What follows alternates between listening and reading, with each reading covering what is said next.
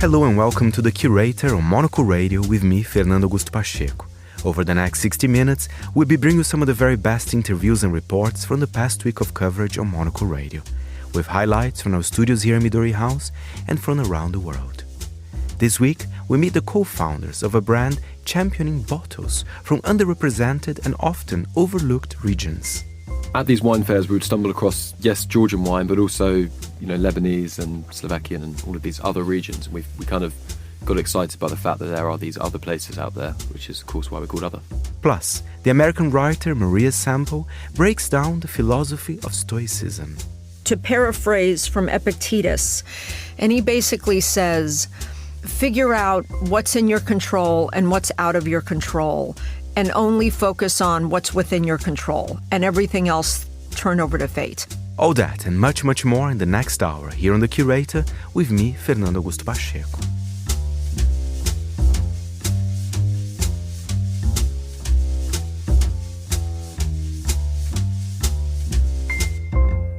We begin this week's show with Monocle's contributing editor Andrew Muller, who looks back on the week that was and recaps what we know now that we didn't 7 days ago.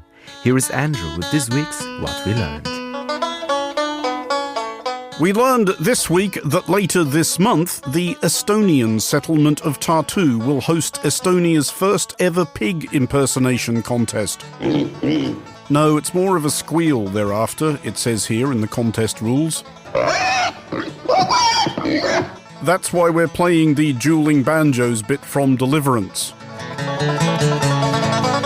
One of the subtle yet meticulously excogitated cultural allusions for which the What We Learned news review every Friday on Monocle Radio is justly renowned. Come on. Just get on with it. We learned anyway that a 3-person jury will select Estonia's premier pig-like squealer based on authenticity, power and entertainment value, and that contestants are at liberty to incorporate into their performance movement, role-playing, as a pig presumably, and a short comic skit. Yes, entrants will be at liberty to ham it up.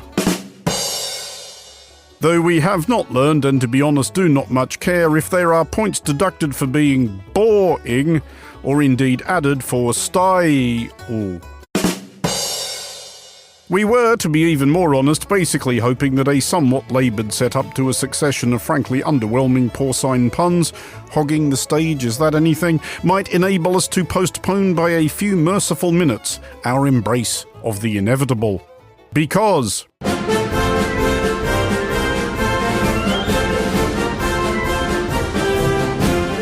we learned that the United States had either won a crushing victory... Our troops, our American warriors, deserve the credit for this day, but God deserves all the glory.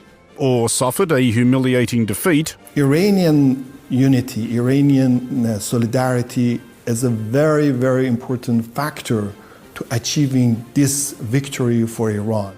But at any rate that there was now a ceasefire... Let's give you a live look now at the White House. This is where President Trump is right now and already declaring today a, quote, big day for world peace. Well, this after the U.S. and Iran agreed to a 2-week ceasefire. Unless there wasn't.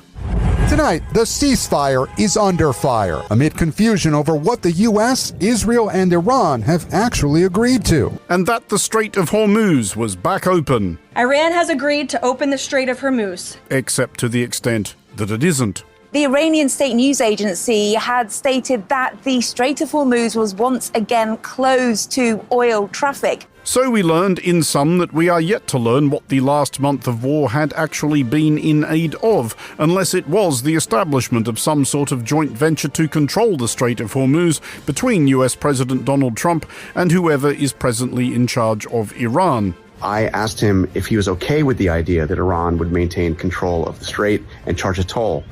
And he said to me, maybe it will be a joint venture. And I said, a joint or U.S.-Iran venture? He said, yes, it's a beautiful thing. But we learned that there may be a way for tankers and their cargo to avoid the Strait of Hormuz altogether. For we learned that in a bemusingly undersold triumph, the present U.S. administration had mastered teleportation. I can't wait to see where this goes. Okay. Tell me more. Let's see where this goes.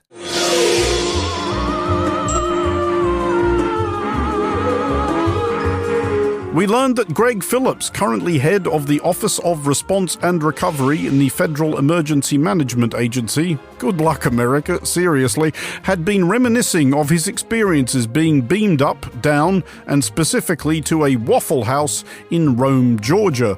Make a note of the Rome aspect, it's going to come up again later, foreshadowing that's what we're doing. Okay, Rome. Foreshadowing. Right. We learned, however, that Phillips did not recall the event fondly, and while he is hardly the first person to have found themselves bewildered that they are for some reason in a Waffle House, he can claim that his specific journey was unusual. And I ended up at a Waffle House like 50 miles away from where I was. They said, "Where are you?" I said, "A Waffle House." They said, "Waffle House where?" And I said, "Waffle House in Rome, Georgia." I said, "That's not possible. You just left here like a moment ago." And we learned that this was not Phillips' first such outing. I was on the phone. Oh my God, what's happening? And I was landed about 40 miles away in a ditch outside of a Baptist church in a little tiny town just before you cross over the border. Who among us, etc. But we learned that the US administration was undertaking still further endeavours in the metaphysical, for we learned that Phillips was not the only member of said US administration confronting Rome. Stick with us, this will seem very clever in a minute or so. Yep, got it. Rome. Wrote it down. We learned, and a caveat here, that the reporting is thus far from outlets whose word we, for one whimsical news review, would not necessarily take to the bank, but we're rolling with it because it amuses us so to do, that the next country to have come up on Donald Trump's 51st state raffle wheel after Canada, Greenland, Cuba, Venezuela and Iran is the Vatican. We learned that US officials had lent on the Catholic Church to be more supportive of President Trump and had even by way of or else menaced the Holy See's ambassador to the US with the spectre of the Avignon Papacy, which is not a forgotten goth group who opened for Susie and the Banshees in like 1987, but the 14th century interregnum in which France took charge of the church until it got with the program. We learned, therefore, and perhaps of the possible post-presidency plans of Pope Donald I, though there seems little overlap between MAGA world and the Catholic faith. After all, one is a creed whose devoted adherents are currently pledged to the infallibility of a 70-something American with a lot of gold furniture, and the other is, fill it in yourselves, must we do all the work.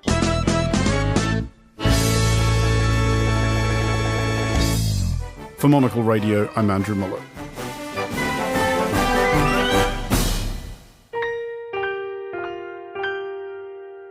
Next, we turn to this week's episode of The Urbanist. New York's newest mayor, Zoran Mamdani, reached 100 days on Friday after he took office on the 1st of January. The Democratic Socialist was elected on a platform of free transport, rent freezes, and support for universal childcare and small businesses. Born in Uganda to parents of Indian descent, he is also a groundbreaking mayor when it comes to demographics, being New York City's first Muslim and first Asian American mayor. On The Urbanist this week, the program looked at some of the campaign promises Mayor Mamdani made and how they are progressing just over 3 months into his tenure. Monocle's Henry Rhys Sheridan sent us this report. For decades, Republicans and Democrats have pandered to American homeowners for a simple reason. People who own their own homes tend to vote at higher rates than those who don't. But when Zoran Mamdani kicked off his campaign to become mayor of New York City, he flipped the script on its head, banking on a direct and loud appeal to the 69% of New Yorkers who rent their homes as opposed to owning them. The two main promises he made were to reduce the cost of housing by building 200,000 new affordable homes over 10 years, and to freeze rents on apartments controlled by the city. These policies won the support of many voters and played a major part in getting Mamdani into office. The cost of housing is by far the single biggest expense most New Yorkers face. More than half of the city's renters spend over 30% of their income on rent, and a third spend over 50% of their income on housing. Mamdani's alignment with renters is both natural and credible.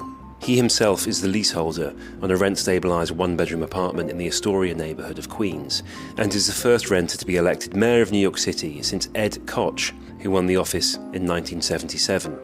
In his first 100 days in office, Mamdani has already taken steps towards his most ambitious housing goal of creating 200,000 new affordable homes.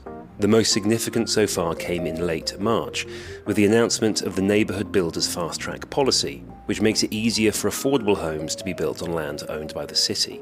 And we're all here together today for an announcement where we launch the Neighbourhood Builders Fast Track. What does that mean? Because I know it doesn't explain itself. What this means is that we are creating a pre-qualified roster of developers. And in doing so, we are going to cut down on pre-development time for new projects from 18 months to 10 months. Mamdani's determination to build and his willingness to slash red tape to do so has led him to court unlikely allies. In late February, Mamdani made a surprise trip to Washington to meet President Trump. He brought with him a mock-up of a front page of the New York Daily News, the city's largest tabloid, with the headline, "Trump to City, Let's Build," printed in bold capitals above a portrait of the president. Shortly after the meeting, Mamdani posted a picture of him standing alongside a beaming Trump, who was holding the prop behind the presidential desk in the Oval Office. In a deadpan caption, Mamdani wrote that he was looking forward to building more housing in New York City. Despite his strategic ideological flexibility, Mamdani's ambition to build 200,000 units of housing still faces massive challenges. The most fundamental is money. To realise the plan, the city will need to borrow an additional $70 billion over the next decade, on top of the roughly $25 billion already committed to affordable housing in the city's existing capital plan. This would push the city well past its legal debt ceiling and require the approval of New York's governor and state legislature in Albany, where at least some lawmakers are likely to balk, given the additional debt service it would impose on an already strained budget. At the federal level, the picture is no easier. The Trump administration's proposed budget cuts rental assistance by 40%, and the administration has withheld $18 billion in federal transit funding for the city. A reminder of just how precarious the relationship between Trump and his home city remains, notwithstanding the Oval Office photo opportunity. In the shorter term, Mamdani has committed to a freeze on rents. In practice, this means that rents will not go up on the roughly 1 million apartments in the city that are rent stabilised, that is, whose price is set annually by the Rent Guidelines Board, a 9-member body appointed by the mayor. About 1 million of New York City's 3.5 million housing units are rent stabilised, providing homes to some 2.5 million people, nearly 30% of the city's population. Under Mamdani's predecessor, Mayor Eric Adams, the board approved 4 consecutive annual rent increases, totaling 12% over his time in office. A freeze will obviously come as a relief to the city's renters, but the landlords who own rent-stabilised apartments worry that the measure could push them into insolvency. Since 2020, expenses for owners of rent-stabilised apartments have risen by 22%, while rents haven't kept up, growing by roughly 11%. 10% of rent-regulated buildings already report operating costs equal to or higher than their rental income, meaning they are close to the edge of tax foreclosure. Landlord groups also point to the tens of thousands of apartments they say are standing empty across the city, so-called ghost apartments that owners say aren't worth investing capital in because the rents are too low to cover renovation costs. Tenant advocates dispute the scale of the problem, and the true number of such apartments is genuinely contested. But it speaks to a real tension at the heart of Mamdani's housing agenda. Policies designed to protect the renters who are already housed may make it harder to get new apartments onto the market. The Rent Guidelines Board is scheduled to take a preliminary vote in May, with a final decision in June. Any changes would apply to leases taking effect between October 2026 and September 2027. The decision is likely to set the template for the city's approach to rent-controlled apartments for as long as Mamdani is in office, and the consequences will resonate beyond New York. The conditions that renters face here, wages that haven't kept pace with housing costs, home ownership that feels permanently out of reach, and a political class that has historically been more attentive to those who own than to those who rent, are felt in cities across America. Mamdani's bet is that those conditions also represent a political opportunity and that New York City is the place to prove it. Monocle's Henry Sheridan there with that report. Staying with US politicians now for our next highlight. Ahead of this weekend's elections, US Vice President J.D. Vance has been throwing his weight behind Hungary's Prime Minister, Viktor Orbán. While in Budapest this week, the VP accused the EU of foreign election interference. But who is really interfering and why? Andrew Muller explains. Nobody, at least nobody sane, expects consistency from this US administration. But even by the standards of about turns it has established, one had to be impressed by the screeching, tyre-shredding, smoke-raising 180-degree skid executed this week by US Vice President J.D. Vance in Budapest. The Vice President took Air Force 2 to Hungary to lend support to long-serving Prime Minister Viktor Orbán, who this weekend will submit his record to voters who, if polls are any guide, may believe he has served them long enough. At a joint press conference held by the pair, Vance laid into the European Union for undertaking what he decried as foreign election interference. I won't tell the people of Hungary how to vote. I would encourage the bureaucrats in Brussels to do the exact same thing. Roughly 17 seconds later, Vance cheerfully acknowledged that he'd come to town to help Orbán win. I'm here to help him in this campaign cycle. Vance appears to believe that one act of foreign election interference deserves another. It is not the only contradictory subtext of Vance's visit to Hungary. It is conventional wisdom that in this White House, Vance is the proper America First isolationist, the personage most dedicated to the avoidance of what Thomas Jefferson warily described as entangling alliances. Jefferson, the third US president, was himself riffing somewhat on the farewell address of the first, George Washington, who was also pretty cagey where this stuff was concerned. Why, by interweaving our destiny with that of any part of Europe, entangle our peace and prosperity in the toils of European ambition, rivalship, interest, humor, or caprice? The point here being that Vance is heir to a long tradition in American political thought, not all of it ignoble. Many people in many nations, not least those people in the United States whose family members have been dispatched overseas on one or other foreign adventure, might be willing to argue that our world may be a happier one if the US had stayed home more often. Before anyone writes in, there is obviously an entirely makeable case that there have been places and situations which could very well have benefited from much greater American meddling. Nobody said running a mighty hegemon and deciding where and when to apply its power was easy.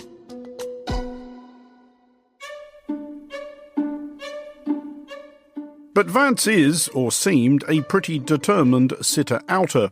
He has said words to the effect that he doesn't really care about Ukraine, that the US should leave the Middle East alone, and that Europe should look after itself. Why, then, the dash to take a stand in an election in a country 7,500 kilometres away, with a population about that of Michigan, which accounts for comfortably less than half of 1% of all US trade? It is because Hungarian Prime Minister Viktor Orbán is, with due apologies to Slovakian Prime Minister Robert Fico if he's tuning in, the only current head of government of an EU and NATO nation who the present US administration really likes. Akkora győzelmet arattunk, hogy még a Holdról is látszik. De Brüsszelből egészen... Orbán has been, it is fair to say, on a journey. When Orbán and his party, Fidesz, emerged in the late 1980s and early 1990s, they appeared a promising twinkle amid the twilight of communism. Orbán was a dapper, handsome and charming young lawyer, educated at Oxford on a George Soros scholarship, Eastern Europe's western-facing liberal democratic future personified. As he asks his fellow citizens for a 6th term as their Prime Minister, Orban is a grouchy pro-Russian nationalist and populist, and an advertisement for George Orwell's theory that by a certain age, men have the face they deserve. He has descended into authoritarianism and corruption at home, been a persistent blocker and wrecker within the EU, an obstruction to aid to Ukraine, and on the strength of a transcript of a phone call with Russian President Vladimir Putin published this week by Bloomberg, an eager Kremlin stooge. Orban cringingly cast himself as the mouse to Putin's lion.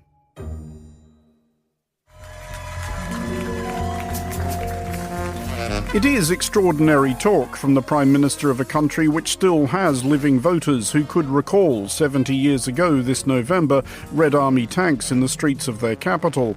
But the admiration seems mutual. Putin has praised Orban frequently and lavishly, as one might a wooden horse full of your shock troops inside the gates of the enemy citadel. Orban's defeat would be a bad day for Russia, and a good day for the European democracy Russia is failing to conquer.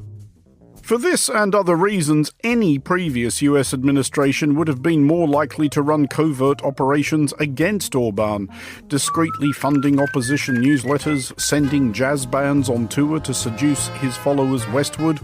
Any previous Republican administration, indeed, to the extent that it cared who governed Hungary, would have been delighted by the prospect of Orban's opponent, Peter Magyar, a conservative free-market Atlanticist law and order enthusiast. But Orban has become a folk hero to the MAGA rank and file, an illiberal, anti-immigration nationalist happy to indulge conspiracy theories and or play a tune on the anti-Semitic dog whistle. Since 2022, Orban's own formidable network of right-wing NGOs, institutes and conferences has been joined by the hyper-conservative American circus CPAC, which now holds an annual event in Budapest. For US President Donald Trump, Orban seems an example: how to stack an independent judiciary, gut the free media, fiddle the democratic process, loot the country, and stay in power forever. Vance's visit may not make a difference. It is difficult to imagine the Hungarian voter who has been tipped off the fence by his appearance. But Trump world's encouragement of European kindred spirits will continue wherever they can find them. While Vance stumped for Orban in Budapest, Donald Trump Jr. was in Bosnia and Herzegovina, specifically in Republika Srpska, at the invitation of Ido Dodik, son of the local Orban analogue Milorad Dodik, whose presidency of Republika Srpska was terminated by a local court last year over his defiance of the High Representative who still oversees Bosnia's affairs. Dodik and his family were also under sanctions by the United States until they were lifted last October. In Budapest, Banja Luka and wherever else, any enemy of modern Europe has friends in this White House. For Monocle Radio, I'm Andrew Muller. Staying in Eastern Europe now as we look to Moldova. Jack Blunson and Gleb Petrenko are the co-founders of Other, a wine importer and brand championing bottles from underrepresented and often overlooked regions.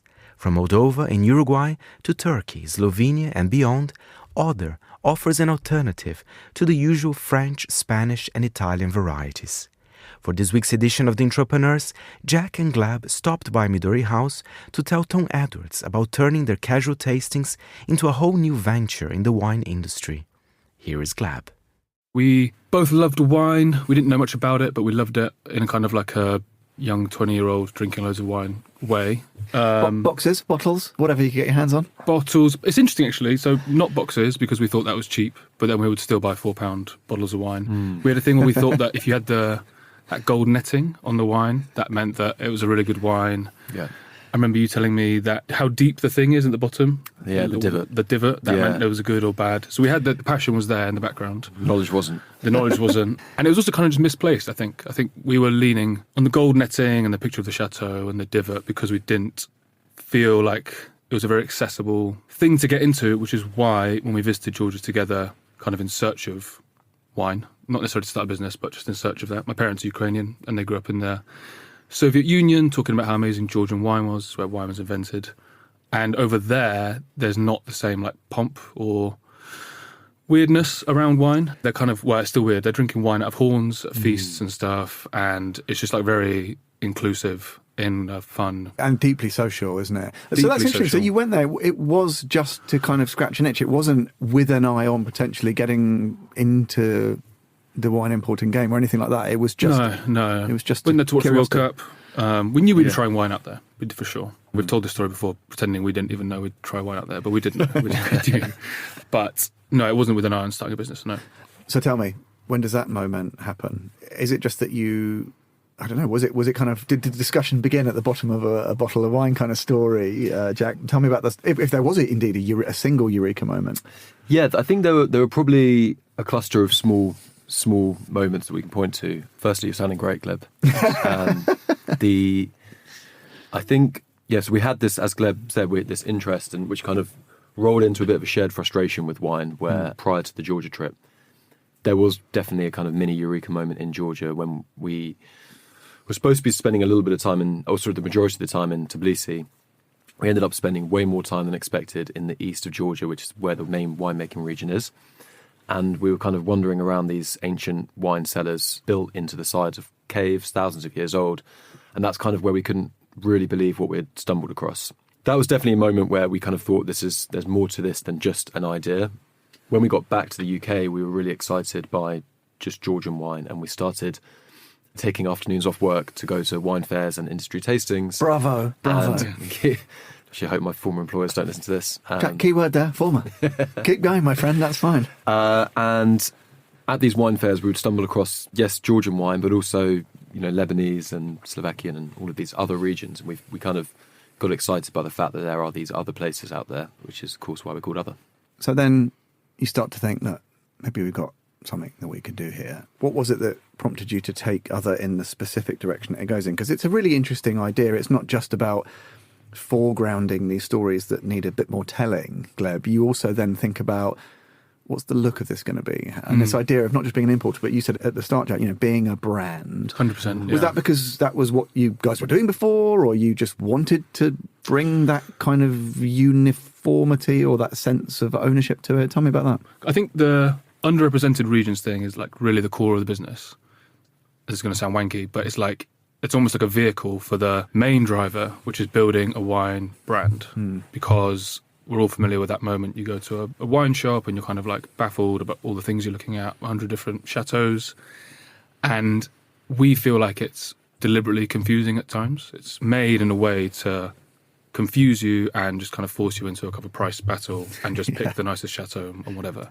You rarely see the same thing twice. And actually the industry is set up around discovery and around almost like the merchant layer. So everyone knows Laithwaites and Majestic and all those people. For our global listeners, those are the kind of monster market destroying players here in the UK. But when you think not about destroying, sorry, I'm slightly sure. pejorative. They're the big players here in the UK. We might want to work with them at some point, so not destroying. Let me say that again. There are a couple of the big players here in the UK. And they're great, and we love them. But yeah, you rarely think about a brand as the wine itself, and if you do, then it's shit wine. It's like the really, really bad stuff, and they have imported mass bottles of it. But you never think, this is a mid-premium, nice wine I'm happy to go back to again and again because it's reliable and it's really good quality and I engage with it. I feel something when I drink that wine other than drunk. I feel like connecting with the brand.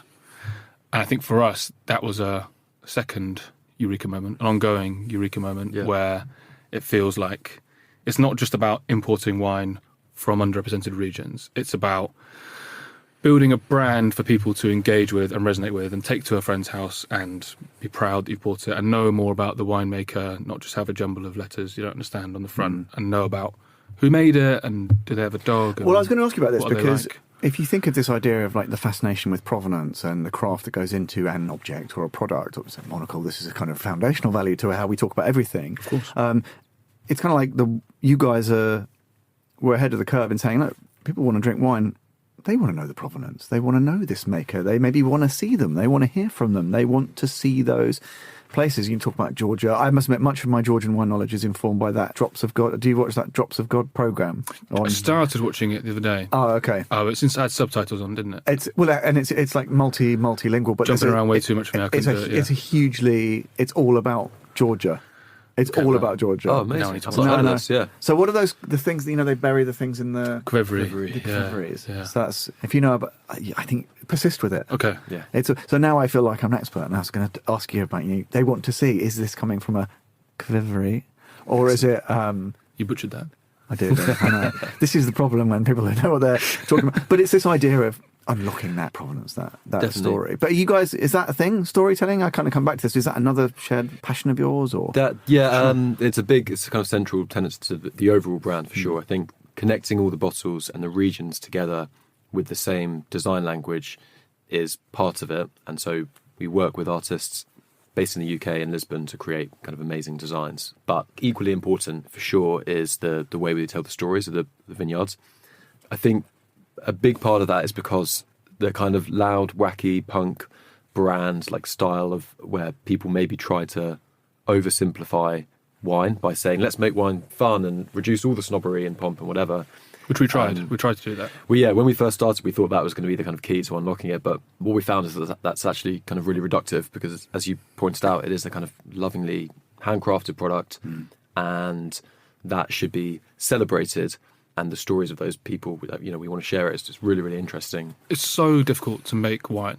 And that's something, I think it's a really easy way out to just be like, like you said, the punky, crazy thing where it's just wine, man. And I think we had a thing where we said, like, it's just grape juice at some point, ages ago. But it is super reductive. And the whole balance of what we're trying to do is to build a brand you're happy to come back to. Because the kind of, like I said, the industry is set up around discovery. So people feel like if you drink the same wine twice, you've done it wrong or something. It's about constantly finding new things that you've not heard of and that when you take it to a dinner party, they wouldn't have heard of it either. So we have to try and build a brand where you are happy to buy it again and enjoy it again, but still appreciates the craft and the discovery and the fact that growing grapes is long and like really difficult, and a bad patch of weather can ruin your harvest. That was the co-founders of Other, Jack Blunson and Gleb Petrenko, speaking to Monocle's Tom Edwards earlier this week. Still to come on The Curator, we meet the best-selling author Maria Semple, stop off in Sajos, in Finland's northern Lapland, and meet the woman behind the magazine Beauty Papers. Stay tuned. Craft matters, in small ways, like how a coffee is brewed, and in not-so-small ways, like how your money is cared for, which is why for 160 years, UBS has elevated banking to a craft, tailoring unique strategies that combine human expertise with the latest technologies, all happening across 24 time zones and 12 key financial hubs, with you at the heart of it all. UBS, banking is our craft.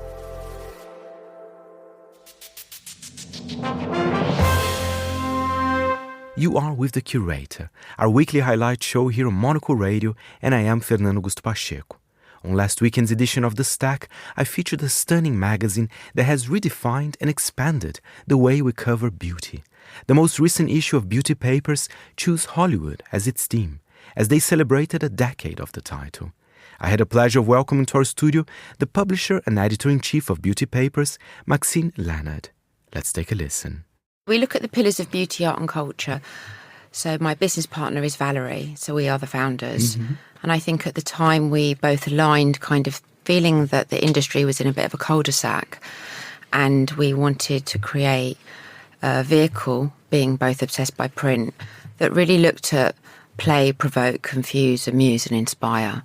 So using beauty as a tool, but looking and leaning into art and culture.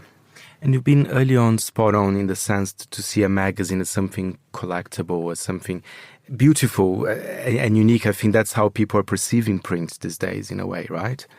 I think print's really important. I think to pick up something that's tangible and physical and to have that space to really observe the storytelling is now more than ever imperative. I think we live on our phones too much, and I think this concept that print's dead is not what we've seen with Beauty Papers. I mean, we don't do many vehicles a year, but we have a strong core niche audience that really appreciate print and the product that is Beauty Papers.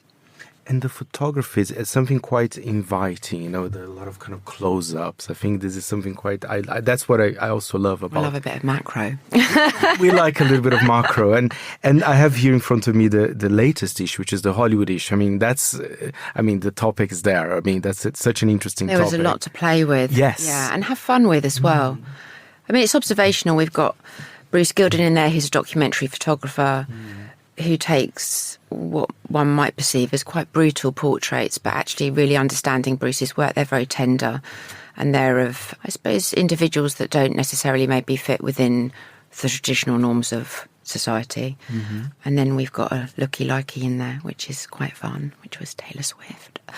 And then obviously we collaborate with Jake Chapman, and we created Placebo, which was pills for Hollywood, which was fun, which was a product that came with this edition. And beauty stories, and working with Kate Blanchett as well. That was a fabulous cover as well, yeah. Kate Blanchett. It was really poignant that Kate Blanchett came back, because she was our first real celebrity cover, because for 5 years we didn't work with celebrity. And so for the 10th, Kate coming back was very special to us. And it's a magazine. Of course, it looks expensive. It is something that is made with. It is, right? It is. It is, right? But that's a big part. But because you also do that together, you have a creative agency. We do, that you work together. How do you work together with both of them? Well, this edition is special to us also because with BPCC, which is Beauty Papers Creates Consults, our agency, that both Valerie and I founded together. In this edition, in the landscape of traditional advertising, all of the ads that we have created are bespoke ads.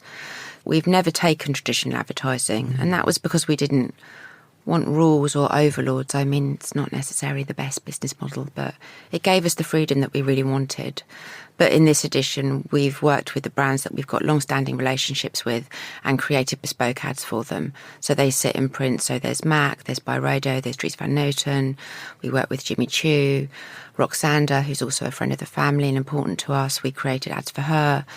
That was really great to see what has that traditional format of advertising but is unique to Beauty Papers and to the brand's audience as well.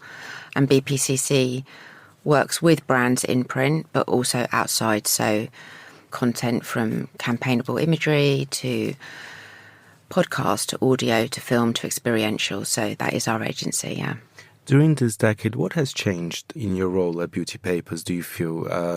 In the sense, have you grown, in terms of circulation, or you prefer actually to keep it small, because it is a beautiful product and perhaps, I know you have a large online presence as well. No, circulation's strong. We globally distribute. It will be cover dependent in a way in how many we look at printing. Everything is very bespoke at Beauty Papers. I think maybe what's changed is obviously we have to feed Instagram. That's important.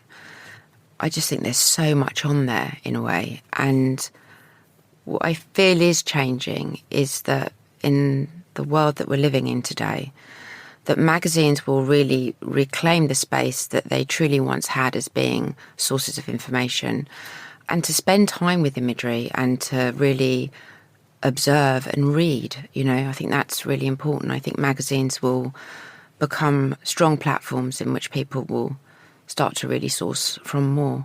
Are you a big reader of, not only magazines, but magazines about fashion in general, or not really, or perhaps you're a big kind of literature journals, I don't know. I love magazines. Yeah. I think anyone that goes to print is such an achievement, and I know how much work they take. They are tenacious things. The publisher and editor-in-chief of Beauty Papers, Maxine Leonard, there, speaking to me for last weekend's edition of The Stack. Next, we look back to this week's installment of Tall Stories. How can a building help to create a stronger sense of belonging? For Europe's last remaining indigenous community, the Sami Cultural Center in Finland does just that, while also acting as a parliament hall for the Sami people. Here, Patrick Burtsoff takes us to Sajos, in Finland's northern Lapland. In the far north of Finnish Lapland, several hours north of the Arctic Circle, at the edge of a vast wilderness defined by boreal forests and freshwater lakes, stands the Sami Cultural Center, Sajos. It opened in 2012 following decades of discussion about the need for a central gathering place for the Sami, Northern Europe's original inhabitants and the continent's last remaining indigenous people. The center was created to bring together political decision-making, cultural activities, and daily interactions for Sami people who are scattered across northern Norway, Sweden, Finland, and Russia, and have often been neglected by their governments. A central gathering place provides a sense of cohesion that geography has long made difficult. From the outset, architects Juhani Pallasmaa and Antti Lassilap involved the Sami community in the design of the building. They incorporated Sami building traditions in a way that intentionally avoided pastiche. Viewed from above, the structure curves in forms that resemble a coiled lasso or reindeer horn. At ground level, the building presents a low, horizontal profile. It appears to embrace the earth rather than dominate the landscape. Timber in warm tones clads the exterior, shifting with the Arctic light as it moves across the seasons. In winter, snow accumulates along its gentle slopes, causing the building to appear partially absorbed into the terrain. Inside, the materials reflect the northern environment. A large wooden hall forms the heart of the complex, with a ceiling that rises and bends like the interior of an upturned boat. Light enters through high windows, illuminating the timber grain. The acoustics of the space are well suited to political debates and talks, as well as to traditional Sami singing, joik.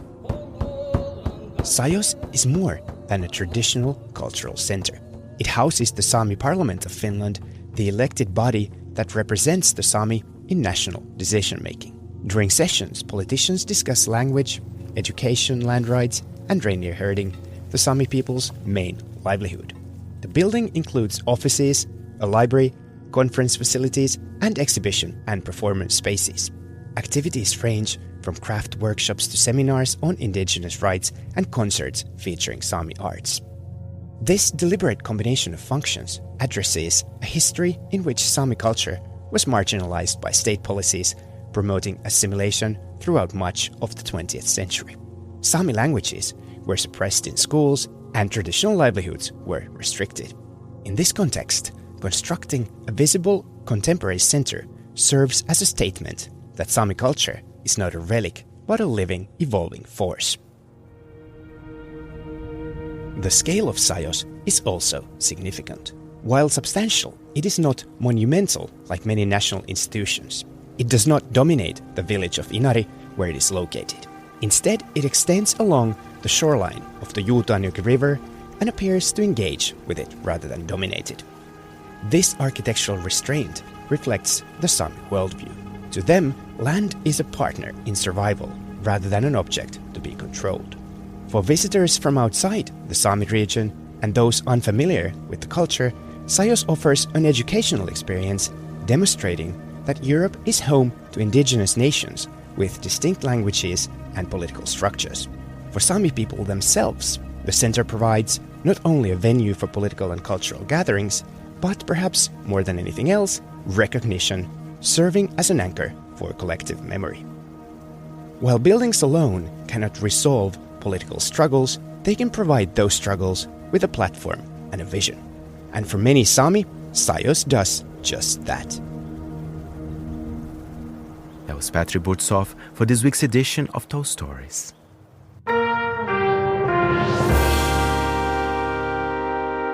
And finally on today's show, on last weekend's edition of Meet the Writers, Georgina Godwin met Maria Semple, best-selling author of Where You Go, Bernadette, to discuss her new book, Go Gentle, which follows a divorced Stoic philosopher's midlife transformation. Here is a highlight. So Stoicism is an ancient Greek philosophy, and I would say the simplest way to talk about it is to paraphrase from Epictetus, who was one of the kind of three primary Stoics of Epictetus, Seneca, and Marcus Aurelius. And he basically says, figure out what's in your control and what's out of your control, and only focus on what's within your control, and everything else turn over to fate. And so this is very much like the AA Serenity Prayer, and there's a lot, and Buddhism has a lot of this, and now we have Mel Robbins with the Let Them theory. This is just something that's really been around. But I mean, 300 BC, I don't know, came before that. But if you're writing it in 300 BC, that's pretty early. Let's say he came up with it. So what Stoicism is, it's how to apply reason to achieve happiness and tranquility. They say that you do it by only focusing on what's in your control, and those are the 4 virtues. And it's Plato and Aristotle, came up with these, and it's wisdom. And wisdom you apply to knowing the difference between what's in your control and out of your control. Justice, which is not about necessarily politics, but just being kind, just how you treat people. That's always in your control, right? How you interact with people. Courage, just how much integrity you have and how hard you work and how the inner strength. And then the 4th one is temperance, which is, patience, modesty. That's really what it's about. And then it builds from there. But I'd say that's the core of it. So Adora has written these books where she's basically translated these Stoics into sort of modern day language. Yes. And this has landed her this extraordinary job. Mm-hmm. Tell us about the Lockwood family. Yes. Well, the Lockwood family are Adora's employers, and she lives on the Upper West Side. They live across the park on the Upper East Side, and it's a rich old money family, and they're all very conservative and right-wing, but she works for the black sheep kind of liberal son, Lionel, and his wife and their 2 sons, who are these 11-year-old twins. And she is brought by the wife to kind of help her husband, Lionel, out of a deep depression because he has read one of her books and it slightly had a glimmer. He had a glimmer of hope when he was reading it. So this is because he was paralyzed in a freak accident. Yes, gotten paralyzed in a rock climbing accident. And so the wife, Layla, who will kind of do anything for Lionel's happiness, that as we learn throughout the book, tracks down the writer of this book that gave her husband just a glimmer of hope and says, come please visit him at his bedside. And Adora and Lionel immediately click. And she starts kind of telling him about Stoicism, and then in fact, over, the course of a year or two, was with him every day, and they become great friends. And she does get him out of his funk, and, he then lives a life of purpose. And so meanwhile, they've got these 2 little rich brat twins. And so they bring, well, I think I don't think the parents would think they were rich brats, but I think to the outside world, they're rich brats. And not even Adora, who loves them. But she is brought on to be their kind of moral tutor. So every day after they go to the private school on the Upper East Side, they come home and get an hour of moral tutoring by Adora. And so I always liked that idea because I remember reading that, Aristotle was Alexander the Great's tutor. And that this was a thing that you used to do, is have private philosophy tutors. Marcus Aurelius writes in Meditations about his private philosophy tutor, Seneca, the Letters to a Stoic. And so, it would be my dream to have a philosophy tutor. My God, I really need to find one to come over every day. So I just thought that would be a very fun job. Absolutely. There's an exploding burrito. There's great art. There's all sorts. There's high fashion. It's just extraordinary. The title echoes that line about not going gentle into that good night by Dylan Thomas. What does going gentle come to mean for her by the final pages? Well, it means several things. I think that what it means is, the quote is, do not go gentle into that good night. Old age should burn and rage against the dying of the light. And I think that with Adora, I think that she has been living a small life, even though it's fun and it's really well curated. And she wears the same dress every day, or it's just the same type of dress exactly, every the same type of dress every day. And that is maybe she's not fully pushing the boundaries of her potential, and what that could be, and the risk of it, and the danger of it. And certainly she doesn't have love in her life, which is putting you in a state of kind of madness and irrationality, what love does. And so to me, Go Gentle is about women, of a certain age who society is basically saying you've had your kids, you don't look as good as the younger people. We don't want to have anything to do with you, just like go away. And the women I know at this age are like doing better than they've ever been in their lives. And they're just like getting started. I have that line in my book, the dirty little secret that we're just getting started. And I think that's unique to women. I don't think men our age think that. Yeah. I think that it's like a female thing. So it's really about, does she go gentle into that good night? Does she not?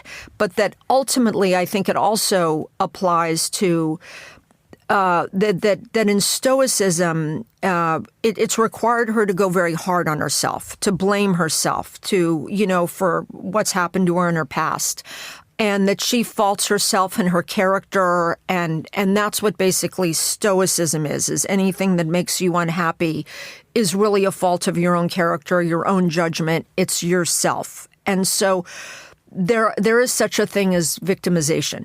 There just is. And so I think that she kind of overcorrected with Stoicism and didn't let the grief in of what happened to her. And so Go Gentle is ultimately about, I think, forgiving yourself and being kind to yourself and just giving yourself and everybody a little grace. The author Maria Semple there, speaking to Monocle's Georgina Godwin there. Well, that's all we've got time for this week's edition of The Curator. The show is produced by San Impi and presented by me, Fernando Augusto Pacheco. Join us again next week to hear some of the very best of the programs here on Monocle Radio. Thanks for listening.